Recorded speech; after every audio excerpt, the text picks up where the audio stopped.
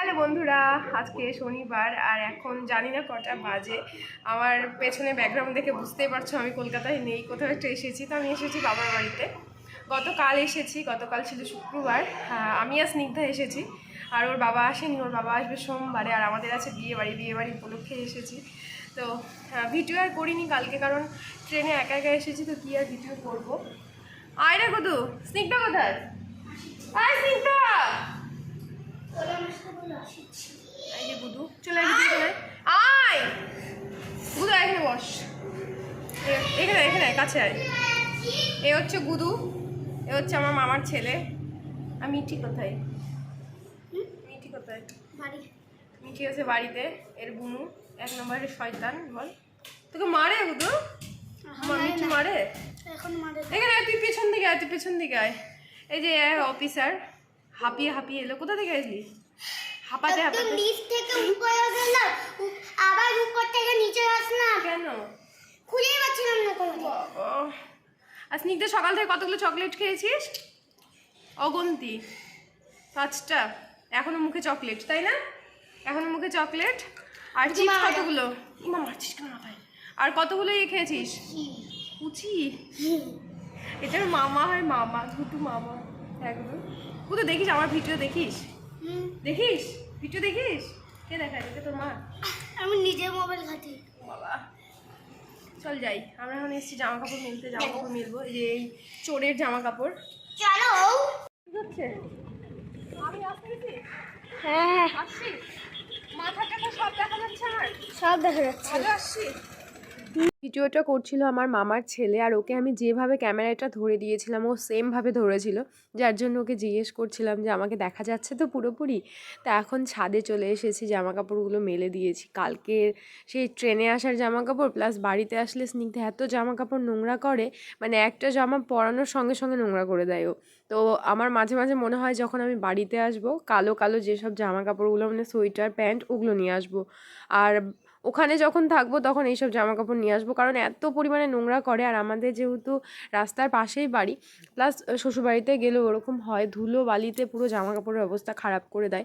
আর নিজেরই দেখতে কেমন লাগে যে সাদা সাদা জামা কাপড়গুলো পুরো নোংরা হয়ে থাকে। আমি কে হই তোমার? আমি তোমার কে হই? বলো দিদি। কে আমি? আমি কে? দিদি। আমার নাম কি তুমি জানো? জানো? আর ইয়ে কোথায়? ভাগ্নি কোথায়? ভাগ্নি ওই তো। আয় ভাগ্নি, ডাকো তো, ভাগ্নিকে ডাকো তো, ডাকো জোরে জোরে ডাকো। স্নিগ্ধার ভাগ্নি হয়। ভাই ডাকো তো ভাগ্নিকে, জোরে জোরে জোরে ডাকো। ভাগ্নি আসো। দুপুরের দিকে আমরা এসেছিলাম একটু মিঠির সঙ্গে দেখা করতে, কারণ আসার পর থেকে মিঠির সঙ্গে দেখা হয়নি। আর মিঠি হচ্ছে আমাদের বাড়ির এখন সব থেকে ছোটো মেম্বার, তো বাড়িতে আসলে না ওকে দেখতে ইচ্ছে করে। আর এটা হচ্ছে আমার মামার বাড়ি। দিদার সঙ্গেও দেখা হয়েছিল তখন একবার, গুদুকে রাখতে গেছিলো। তো এই যে মিঠি আমাকে কিছু একটা বলছিল, যে ও ওদের খাটটা দেখাচ্ছিল। তো যাই হোক, মিঠি হচ্ছে আমার বুনু হয়, মানে স্নিগ্ধার মাসি, মানে স্নিগ্ধা ভাগ্নি হয়ে গেছে। আর মিঠি কিন্তু অনেক ছোট, ওর বোধহয় 2 বছর বয়স হলো এরকম হবে। তো আমরা হচ্ছে এখন যাব দাদুর দোকানে। আর আমি যখনই বাড়িতে আসি মানে আমাকে একটুখানি দোকানে যেতেই হবে। আজকে আমার যাওয়ার কথা ছিল হচ্ছে শ্বশুর বাড়িতে, কিন্তু হঠাৎ করে একটা কাজ পড়ে গেল। আসলে হঠাৎ করে না, এই কাজটার জন্য আমি এসেছি। তো ভাবলাম আজকে আর শ্বশুর বাড়িতে যাবো না, রেডিও হয়ে গেছিলাম। তারপর মনে হলো যে না, আজকে না গেলে লেট হয়ে যাবে, যার জন্য আমি আর আমার ভাই যাচ্ছি এখন তপনে। তোমরা চিনবে না, যারা এখানকার তারা জানবে। তো একটা বিশেষ কাজ আছে, মানে যার জন্য আমি এসেছি আগে, সেই কাজটাই করতে যাচ্ছি এখন। যাই হোক, আমার ভাই এখন খাওয়া দাওয়া করছে, এখন বাজে বিকেল 3টে, আমিও খেলাম। আর এখন বেরোবো, 10 কিলোমিটারের মতো লাগবে, না আধা ঘন্টার মতো সময় লাগবে, যার জন্য একটু বিকেলে বেরোচ্ছি। আর একটু অফসাইড তো, সন্ধ্যের আগে যাতে ফেরত চলে আসতে পারি, যেহেতু স্নিগ্ধাও থাকবে, ছোট বাচ্চা। তো আমার ভাই আর আমি এখন বেরোবো, যাব হচ্ছে তপন। অনেকটাই দূর আমাদের এখান থেকে, 10 কিলোমিটারের মতো। আর আমাদের বাড়ি হচ্ছে মেন রাস্তার পাশে। আর আমরা যেখানে যাচ্ছি, যে এই বাজারটাতে যাচ্ছি, সেটা হচ্ছে অনেকটাই ভেতরে। রাস্তাটা এত সুন্দর, যার জন্য তোমাদের দেখাচ্ছিলাম। চারপাশে কোনো বাড়ি নেই সেরকম, আর এখানটাতে তাও একটু বাড়ি ছিল। আর একটু দূরে গিয়ে তো একটা বাড়ি ছিল না। আর এত ফাঁকা রাস্তা, ভীষণ ভালো লাগছিলো দেখতে। তো আমরা এসেছিলাম এখানে একটা দোকানে। এখানে একটা পাইকারি না ঠিক, এখানে একটা অনেক বড় দোকান আছে।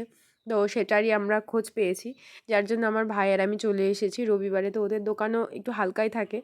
তো এই যে এখানে যে আলমারিগুলো দেখছো সেগুলোই নেওয়ার জন্য, আর একটা ড্রেসিং টেবিল নেওয়ার জন্য। তো আমার ননদের মেয়ের বিয়ে, তোমাদের হয়তো বলা হয়নি, তো ওরই বিয়ের গিফট কেনার জন্য এসেছি। তো এখানে একটা আলমারি, একটা ড্রেসিং টেবিল দেখছিলাম, আমাদের পছন্দও হয়ে গেছে। তো এখন বায়না দিয়ে মানে অ্যাডভান্স দিয়ে আমরা যাব, তারপরে ওরা হচ্ছে বাড়িতে পৌঁছে দেবে। আর অনেকটাই ভেতরে, মানে আমাদের বাড়ি হচ্ছে মেন রাস্তার ধারে, আর আমরা যেখানে এসেছি সেটা একটু ভেতর দিয়ে। তো যাই হোক, এবার অর্ডার দিয়ে দিয়েছি, ওরা সময় মতো পৌঁছে দেবে। বায়না দিয়ে আমরা এখন বাড়ি যাচ্ছি। আর এখন এই সন্ধে হয়নি, বিকেল এখন। আর এত ভাল লাগছিল না রাস্তাটা, শুধু চারিপাশে সর্ষের ফুল, প্রচুর গন্ধ, আর চারিদিকটা হলুদ হয়ে আছে, আর মাঝখানে এরকম একটা রাস্তা। তো এগুলো রাস্তা আমার আবার সন্ধ্যের পরে একটুখানি ভয় লাগে, যার জন্য তাড়াতাড়ি চলে এসেছি। আর দেখো এরকম মাঝে মাঝে ছোট্ট ছোট্ট বাজার বসে আমাদের এদিকে, আমাদের বাড়ির ওখানেও বসে, এগুলো হাট বলে। মানে সপ্তাহে একদিন করে এরকম অনেক জায়গায় হাট বসে। আমি কিন্তু 2 দিন আগে এসেছি, আর এই ভিডিওগুলো প্রত্যেক দিনের একটু করে ক্লিপ তোমাদের সঙ্গে শেয়ার করছি। আর এই ভিডিওটা হচ্ছে তার পরের দিনের, আজকে সোমবার ছিল, তো শনিবার থেকে ভিডিওটা আমি করছিলাম। তো আজকে এসেছি ননদের বাড়িতে, হঠাৎ করে আমাকে সকালে ফোন করে বলছে যে তুই চলে আয়, আজকে শিউলির আইবুড়ো ভাত খাওয়ানো হবে, তো তোকে রান্না করতে হবে। তো আমি চা খেয়েই সকালবেলা বেরিয়ে গেছি, যেটা তোমরা দেখলে।